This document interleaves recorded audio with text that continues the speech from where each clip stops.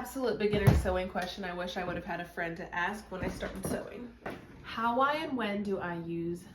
This is a seam ripper, but before we can talk about this, let's talk about top stitch and bobbin.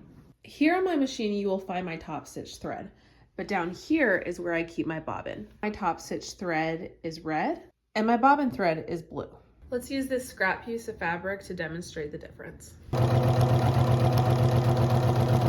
You'll see that where I was stitching on top is the red thread, but there is tiny bits of blue thread here that are holding this red thread in place. On the other side is my bobbin thread. This bobbin thread is holding the red in place. So if I want to unpick a seam easily, I will take my seam ripper and undo a few threads of the bobbin every few stitches.